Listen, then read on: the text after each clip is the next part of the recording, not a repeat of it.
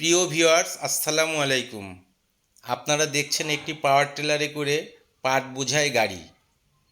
পাট বোঝাই পাওয়ার টিলারের গাড়ি। আমি গিয়েছিলাম ঝিকরগাছা আমার আত্মীয়র বাসায়।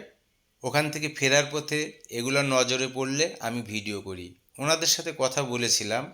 ওনারা পাশের মাঠ থেকে এই পাটগুলো কেটে এনে এখানে রাখছে। পাশে পুকুর আছে বা খাদ বলে, এই পুকুর বা খাদ, এখানে ওরা জাগ দিবে, 10-12 দিন রাখবে।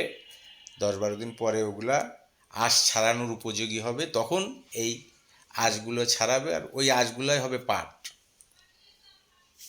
তো পাটকে বলা হয় সোনালি আঁশ।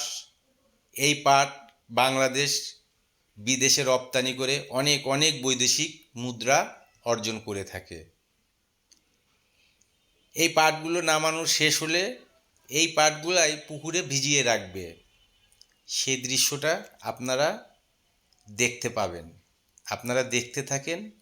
এখনই ওই ভিজানো এবং পাট ছাড়ানো সবই আপনারা এই সংক্ষিপ্ত 3 মিনিট কয়েক সেকেন্ডের মধ্যে দেখতে পাবেন। ওই যে চলে এসছে, পাট কিভাবে ছাড়াচ্ছে দেখুন, পাটের আঁশগুলা কিভাবে ছাড়াচ্ছে আপনারা দেখুন। আমার আর এখানে বলার কিছু নেই, আপনারা দেখলেই বুঝতে পারবেন।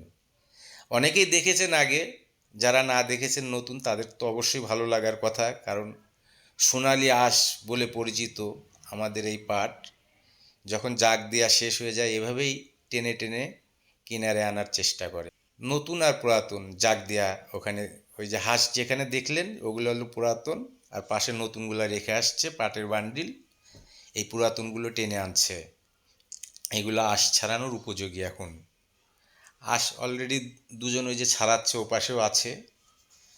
আমার এই মোবাইল দ্বারা যতটুকু পেরেছি ভিডিও করেছি, আপনাদেরকে দেখাবো বলেই কিছুটা ভয়ে যে বলতে হয় বিদায় বলছি। দেখুন 6-7 জন মিলে কিভাবে কার্যক্রম পরিচালনা করছে। এগুলো হচ্ছে আঁশ বান্ডিল করা। এই যে আঁশ, ওই যে পাশে আঁশ রাখা আছে আপনারা দেখছেন বান্ডিল করা করা। এগুলো রোদে শুকানো হবে, তারপরে বড় এই যে রোদে শুকাবে, এভাবে রোদে যখন শুকানো হয়ে যাবে বড় বড় বান্ডিল করে